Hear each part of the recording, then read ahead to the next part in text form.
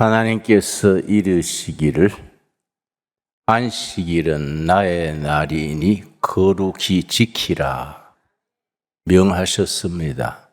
그래서 신앙생활의 안식일 지키는 성수주일, 의무가 아니라 축복입니다.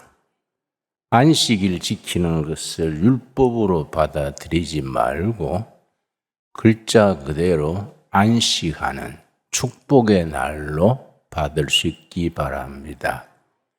거룩히 지키라는 말을 그냥 외형적으로가 아니라 가정 중심으로 즐거운 하루를 지키는 겁니다. 그래서 우리 교회는 저녁 예배를 드리지 않습니다. 저녁 예배는 가족 중심으로 가정 예배를 드려라. 그런 의미에서 저녁 예배를 가족 예배로 드리는 것이 참 좋습니다. 가정 예배에서 가족들의 대화하고 기도 제목을 나누고 가정 예배에 임하시는 성령님의 임재하심을 온 가족이 누리는 것이 참 중요합니다. 그 예배 드릴 때에 우리가 무슨 의무로 생각하지 말고 하나님이 허락하신 축복에 참여하는 시간이다. 편안한 마음으로 예배에 참여할 수 있기 바랍니다. 특별히 설교 들을 때는 말씀을 앞에 놓고 우리가 하나님의 임재하심 속에 성경 말씀을 나누는 거지요. 우리가 하나님께 나갈 때는 기도로 나갑니다. 하나님이 우리에게 오실 때는 말씀으로 임합니다. 그래서 디모데전서 4장에 이르기를 말씀과 기도로 거룩함을 이루라. 말씀과 기도, 거룩함을 이룬다는 것을 신학 용어로는 성화, 거룩함을 이루어가는 진행형입니다. 우리는 기도로 하나님께 나가고 하나님은 우리에게 말씀으로 오십니다. 일주일에 한 번씩 모여서 대예배 드릴 때에 축제가 될 수 있기 바랍니다. 편안한 마음으로. 또 우리 수도원 둘의 마을에는 지난주에 좋은 일들이 있었습니다. 특별히 둘의 국제학교, 조그마한 학교인데 어제 전국 대안학교 국제학교 종합축구대회에서 우리가 금메달 받았어요. 1등 했습니다. 지난번에는 농구대회 1등하고 또 지난해에는 국제창의력대회에 가서 금상 받고 어제는 이제 수원에서 열리는 축구대회에 나갔는데 전부 전승을 했어요. 그래서 우리 축구팀의 코치가 우리 아들 김애민입니다. 저 뒤에 와 있으니까 박수를 한번 쳐줍시다. 집안 자랑이 아니고 학교 자랑입니다. 근데 그게 왜 축구대회 1등 했냐? 풋살 축구장을 만들어줬지요. 농구대회는 또 체육관을 만들어줬지요. 아마 국제규격으로 국제대회 할 수 있는 좋은 시설로 했습니다. 몇 년 전에 그걸 건설할 때 예산이 28억이에요. 우리가 28억이 가물가물하지요. 기도했습니다. 꼭 필요합니다. 기도했더니 어느 날 학교 통장에 14억이 들어왔어요. 누가 보낸지 모르는 거예요.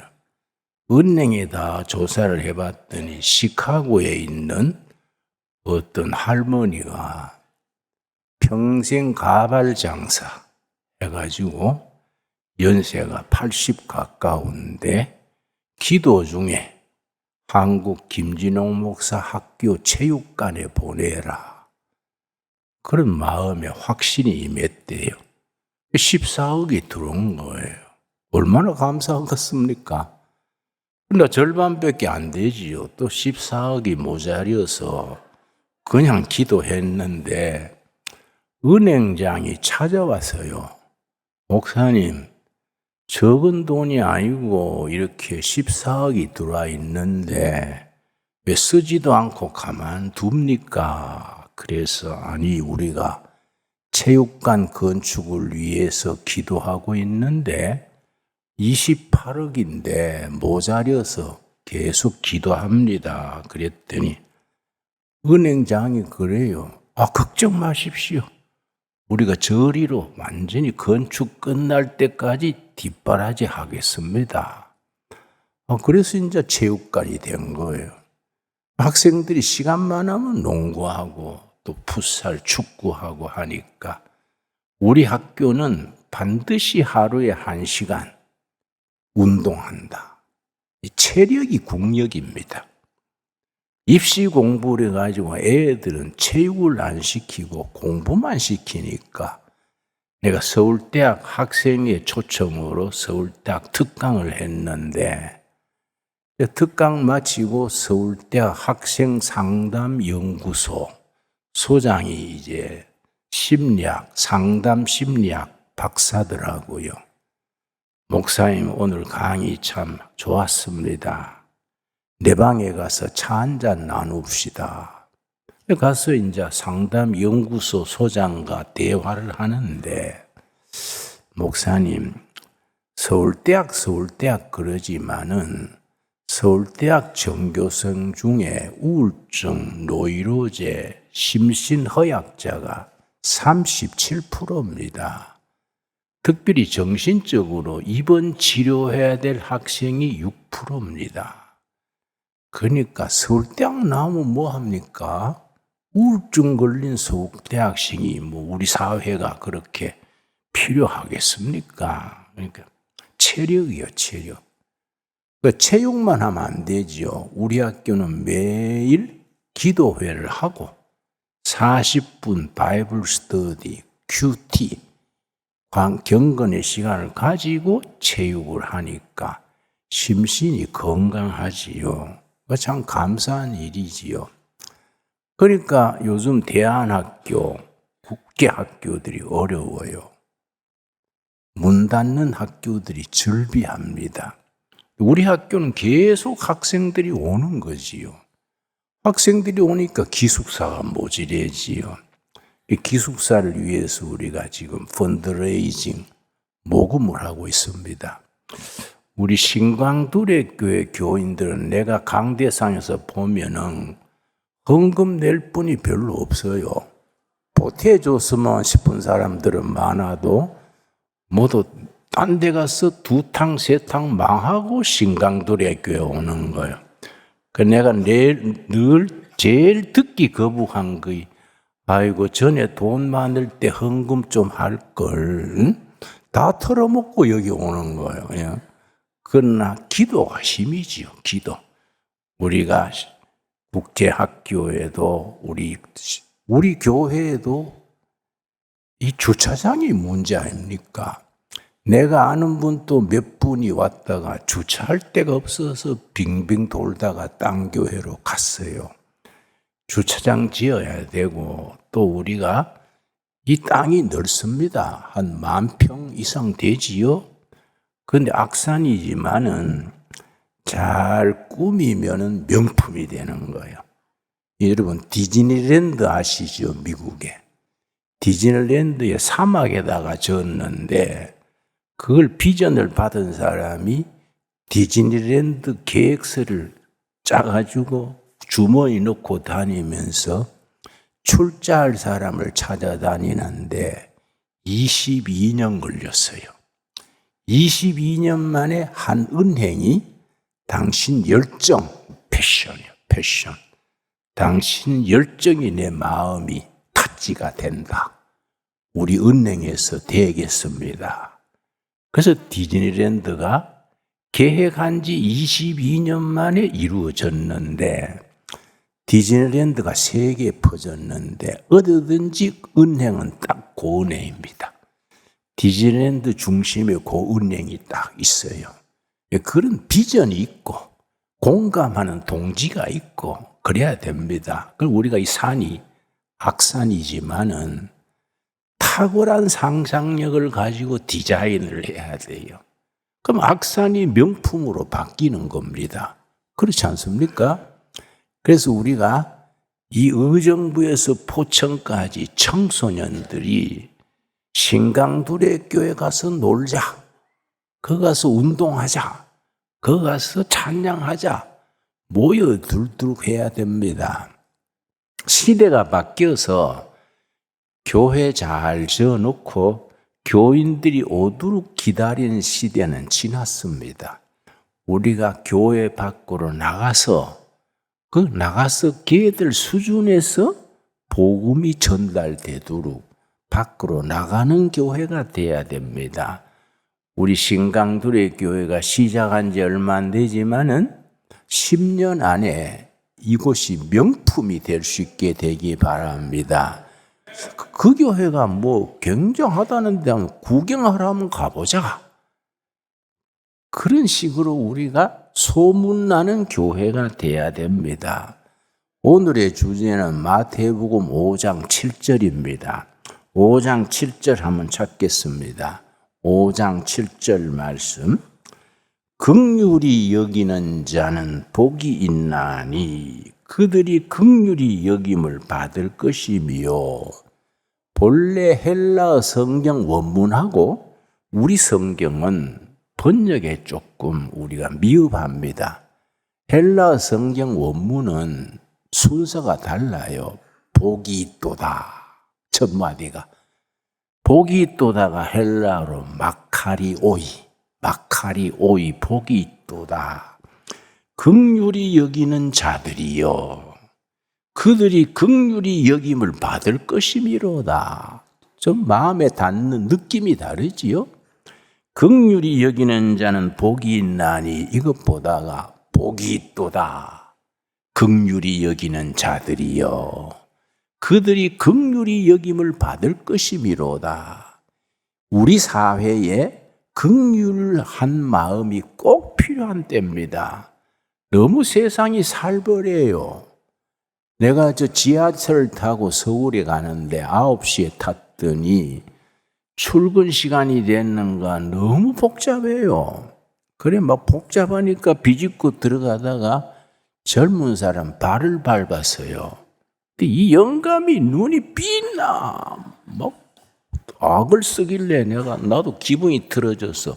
여보, 내 발에 눈이 없어 밟아서 미안해요. 그랬더니 영감이 사람 놀린다. 막 칠 듯이 그래서 칠 때 있으면 쳐보시오. 응? 이 사람아, 출근하는 길에 핏대 내면 하루 종일 재수 없어. 응? 밟히면은 어르신네 바르라고 수고했습니다. 좀 이래 나오지 뭘 그래 핏대를 내냐. 내 말이 맞지 않습니까? 그렇죠. 바른 것도 미안하고 수고했지요. 그래 내가 달랬더니 아유 오늘은 지가 잘못했습니다. 나도 또 사과했지요. 그런데 우리가 사회가 너무 살벌해요. 너무 서로 간에 등을 치고 살벌하고.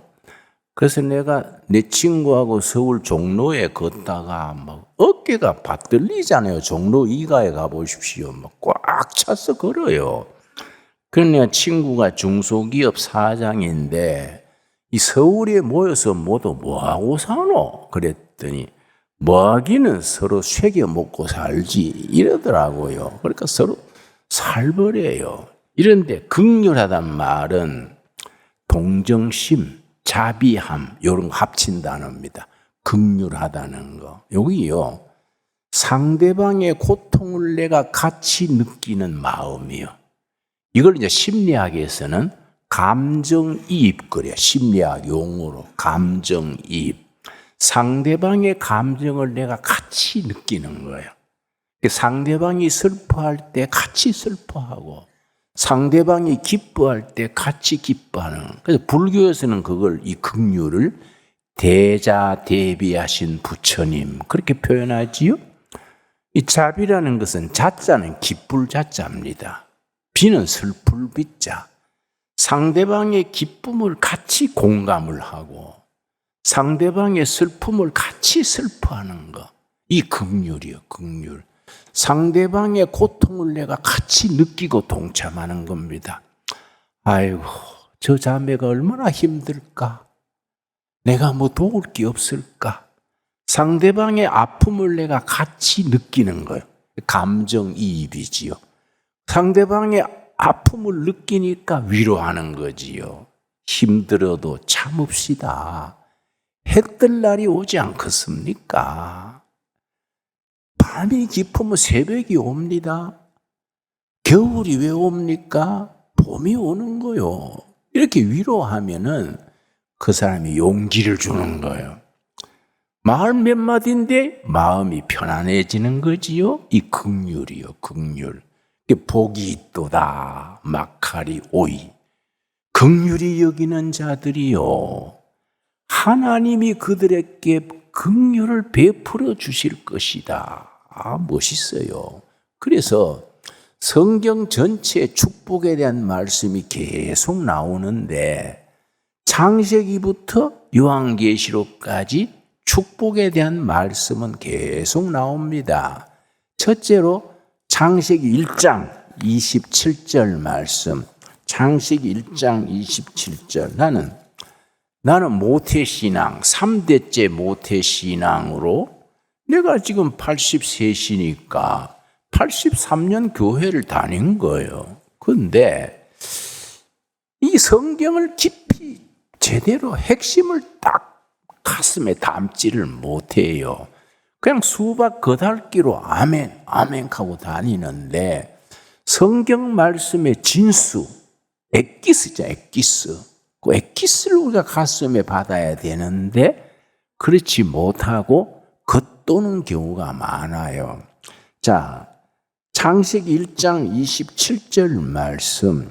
하나님이 자기 형상 곧 하나님의 형상대로 사람을 창조하시되 남자와 여자를 창조하시고 하나님이 남자와 여자를 창조하셨는데 왜 창조했느냐? 질문이 되지요? 누가 져달라고 말했습니까? 여러분, 이 세상에 태어나겠다고 신청해서 난 사람 있습니까? 아무도 신청 안 했어요. 나고 보니까 어머니, 아버지, 형제들이 있고 원해서 난 사람 아무도 없어요. 하나님이 우리를 이 땅에 보낸 겁니다. 왜 보냈냐? 질문이 되지요? 하나님, 왜 이 각박한 세상에 왜 보냈습니까? 그 대답이 28절이요. 그러니까 창세기 1장 28절 같은 말씀을 온 가슴으로, 온몸으로 깨달아야 됩니다. 28절 뭐라 하겠습니까? 하나님이 그들에게 뭐이지요? 복을 주시며 하나님이 그들에게 이르시되 복 주시려고 지은 겁니다. 복 주시려고. 그러니까 하나님을 잘 믿는 건 뭡니까? 주신 복을 누리는 거예요. 주신 복을 누리는 것이 영적이요. 아멘 하시지요? 복을 잘 누릴수록 하나님의 형상에 가깝고 복을 못 누리고 혈기 부리고 막 상처받고 상처 주고 이건 창조 섭리에 벗어나는 거예요. 주신 복을 누리는 게 영적인 생활이라. 그래 창세기 1장부터 복 누리기가 시작이 돼가지고 성경의 맨 마지막 책이 요한계시록이지요. 요한계시록 1장 3절 보겠습니다. 계시록 1장 3절 말씀. 이 예언의 말씀을 읽는 자와 듣는 자와 그 가운데 기록한 것을 지키는 자는 뭐라 그랬습니까? 복이 있다. 복이 있다. 어떤 사람이 복이 있느냐? 하나님의 말씀을 읽는 자, 듣는 자, 지키는 자. 본래 요한계시록을 이제 얼마 지나서 공부할 시간이 있겠습니다만은 요한계시록이 어렵지 않습니다. 어렵게 느껴지지요. 그 시대에 왜 그런 비유, 그런 구절을 했느냐, 배경을 알고 나면은 요한계시록이 굉장히 재미가 있습니다. 왜냐? 요한계시록이 22장으로 되어 있는데 낭독용으로. 그때 초대교회 성도들이 노예도 있고 무학자도 있고 글자 아는 사람이 적었어요. 그러면 글자 아는 사람이 사도 요한의 편지를 이제 노예들이 일 마치고 저녁 나절에 피곤한 몸을 이제 예배당에 모여가지고 이제 마당 같은 데 모여서 모깃불 피워놓고 한 사람이 읽는 거예요. 그러면 하루 종일 노동했던 사람들이 가만히 눈 감고 듣는 거예요. 들으면서 아멘, 아멘 이러는 거예요. 이 낭독용이요. 그래서 요한복음 22장이 전부 다 길이가 거의 같아요. 하루 저녁에 한 장씩 낭독한 거예요. 그러니까 노예도 무학자도 듣고 깨달을 수 있었어요. 그런데 그걸 그 시대 말로 네로 황제 죽일 놈 이러면 또 지역 가잖아요. 왜 맞자? 그러니까 네로 황제라 안 그러고 666 그러고 천국 들어가는 사람은 저 황제니 장군이니 못된 놈들은 다 지옥 가고 천국에 들어가는 사람들은 14만 4천 명이다. 거기서 이단이 제일 많이 나왔습니다. 14만 4천 명. 사실은 그것이 14만 4천 명이 구약의 12지파, 신약의 12제자 합하면 144지요. 거기에 천을 곱하면 천이라는 건 많다는 거예요. 그 말씀 있지요. 사울은 천천히요, 다윗은 만만이라. 헬라어의 많다가 천이요. 엄청 많다가 만이고 헤아릴 수 없이 많다는 뭐겠습니까? 하늘의 별같이 많다. 그건 헬라어의 하나의 그 문장의 구조예요. 그래서 구약의 12지파, 신약의 12지파 곱하면 몇이라고요?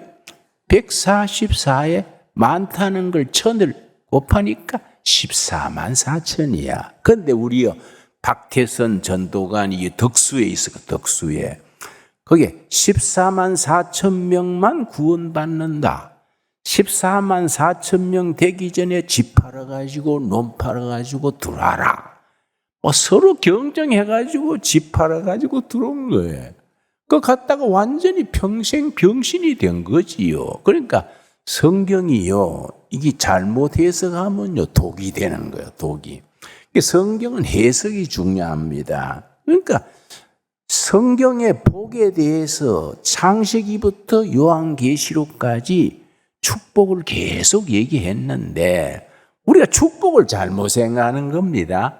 성경적인 복은 생각 안 하고 세속적인 복을 생각합니다.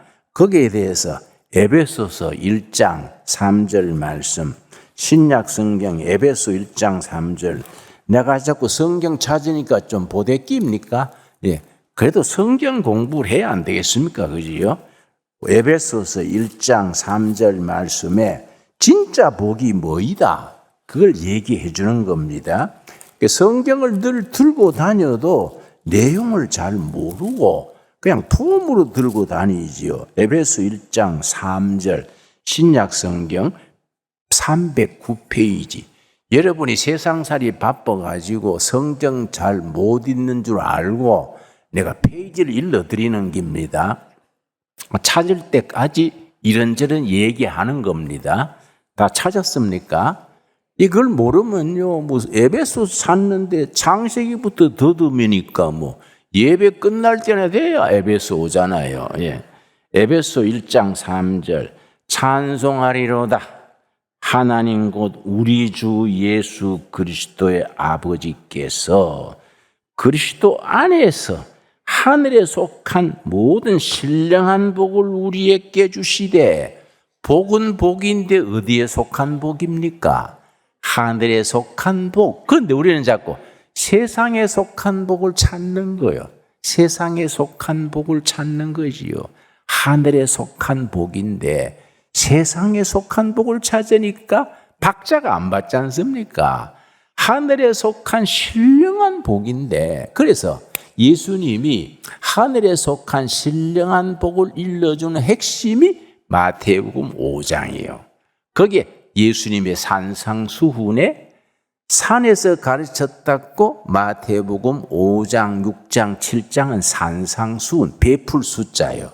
그런데 누가복음 6장에는 비슷한 내용인데 들에서 가르쳤습니다. 그래서 평지수훈. 누가복음 6장은 무슨 수훈이라고요? 평지수훈. 마태복음 5장, 6장, 7장은 무슨 수훈이지요? 산상수훈. 산상수훈의 첫 번째가 8가지 복이 나옵니다. 그래서 8복이죠. 그 마트마 깐디 아시죠? 인도의 깐디는 본인은 힌두교 신자인데 산상수훈을 너무너무 좋아했어요. 그래서 깐디가 말하기를 예수 그리스도의 산상수훈은 천국의 헌법이다. 미국에는 미국 헌법이 있지요. 한국은 한국 헌법이 있지요. 천국도 나라, 하늘 나라니까 그것도 헌법이 있다 치자. 천국의 헌법이 뭐이냐? 마태복음 5장, 6장, 7장이 천국 헌법이다. 그렇게 하니까 인도에 와 있는 미국 선교사 한 사람이 물었어요. 깐디 선생께서는 힌두교 신자면서 그리스도의 산상수훈을 그렇게 좋아하셨는데 우리 선교사들이 인도 민중을 복음화하려면 어떻게 하면 되겠습니까? 그랬더니 깐디가 명답을 했습니다. 예, 인도 민중이 그리스도의 복음을 받아들이려면은 당신 미국 선교사들이 산상수훈대로 사세요. 그러면 인도 민중이 따라갈 깁니다. 선교사가 할 말이 있어야지. 그대로 못 사니까. 그러니까 산상수훈이 엄청 중요합니다. 그 중에 첫 번째가 8가지 복이요. 그러니까 시작할 때 복이 있도다. 마카리 오이. 심령이 가난한 자들이요. 저희가 위로를 받을 것입니다. 그런데 오늘 본문은 7절이죠. 7절. 긍휼히 여기는 자는 복이 있나니 그들이 긍휼히 여김을 받을 것이며, 긍휼히 여긴다는 말을 이해하셨지요? 상대방의 고통을 같이 느끼는 거. 심리학에서 뭘 한다고요? 감정이입. 상대방의 기쁨을 같이 느끼는 거. 그 자비지요. 기쁠 자자 슬플 비자니까 기쁨과 슬픔을 같이 누리는 거. 그리고 동정심. 아, 저 사람 힘들겠다. 뭐 도와줄 게 없을까? 이게 긍휼이에요. 긍휼. 그런데 우리나라에 많은 사람들 중에 병이 있는데요. 어릴 때 사랑을 못 받으면요, 병이 생깁니다. 정서적인 질병, 사랑결핍증 그래요. 사랑결핍증. 그래서 너무 엄한 아버지 밑에 자란 아이들이 그게 생겨요. 엄격하기만 해가지고 막 사랑결핍증이 생겨요. 그런데 사랑결핍증이 생기면은 상대방의 고통을 주면서 그게 자기의 우울감을 느끼는 거예요. 그래서 어린 아이들 막 후드를 패주고 애들이 울면은 그걸 자기 마음에 쾌감을 느끼는 거예요. 그렇게 선량한 마누라를 후드를 패는 거예요. 후드를 패놓고 막 울면은 또 내가 사랑 때문에 그러잖아. 그리고 때린 뒤에는 그렇게 잘해줘요. 또 마사지 해주고 여자들이 거기 녹아버려. 맞을 때는 내일 새벽에 도망가야지 했다가 어떻게 주물러 주니까 아이고 삼아야지. 뭐 순교가 따로 있냐. 이게 안 되는 기라. 그지요?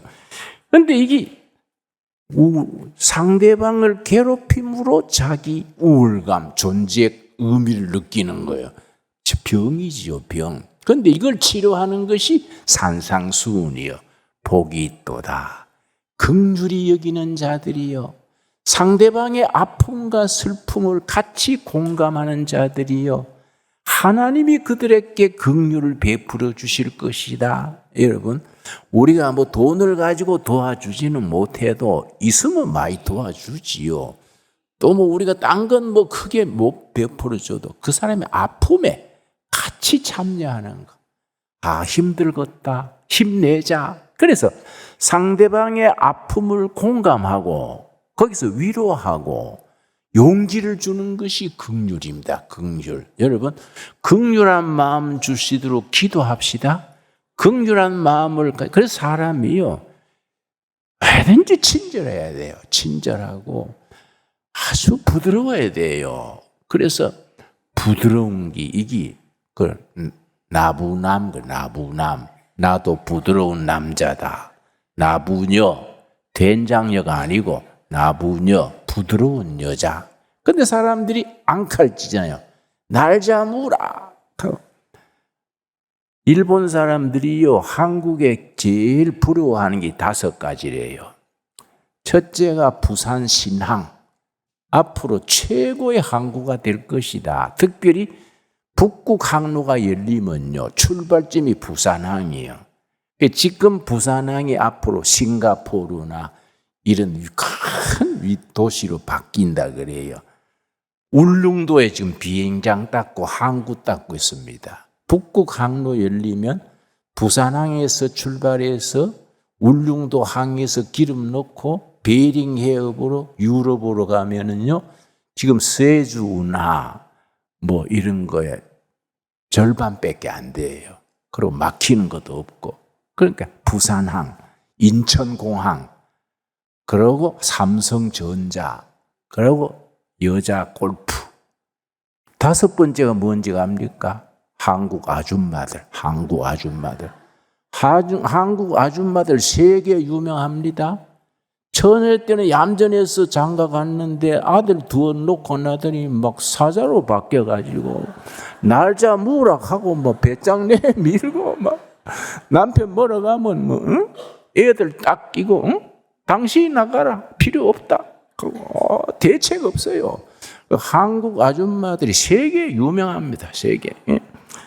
자, 그런데 우리가 긍휼히 여김을 받고 긍휼을 베푼다는 것, 하나님이 기뻐하시는 마음이지요.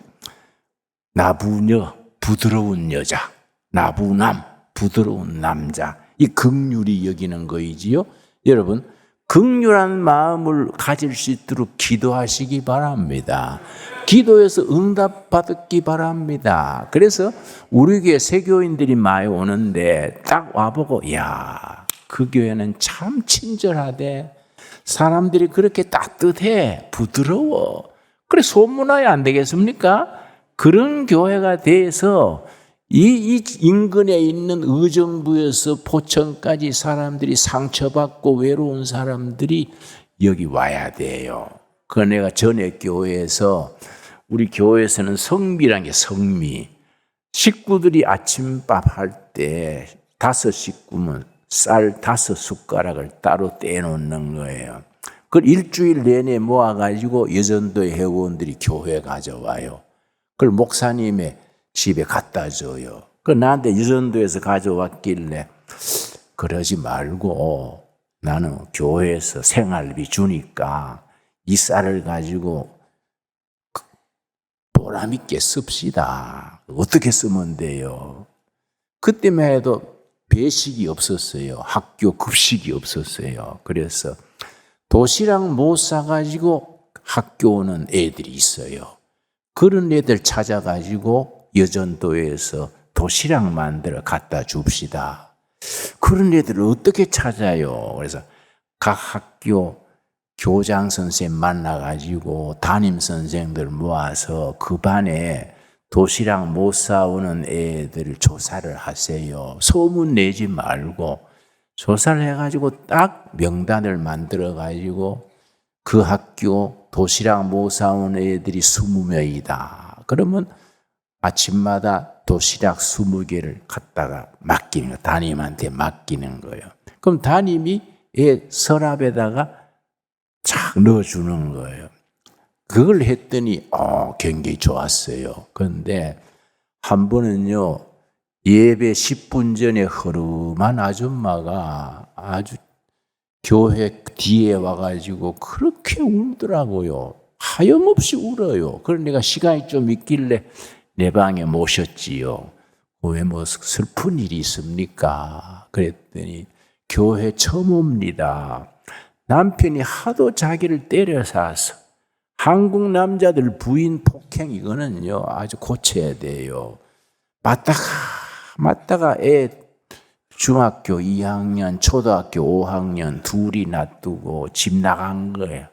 대구 가서 파출부로 있다가 도저히 애들이 눈이 밟혀서 못 있겠더래요. 애들 때문에 다시 돌아온 거예요. 와가지고 얘들아 이미 애비 못 만나가 도시락 굶었지? 그랬더니 아니에요. 우리 점심 잘 먹었어요. 그래서 웬일로? 그랬더니 두레교회라는 데서요 매일 도시락을 해줘서요 그렇게 잘 먹었어요. 그래서 고맙더래요.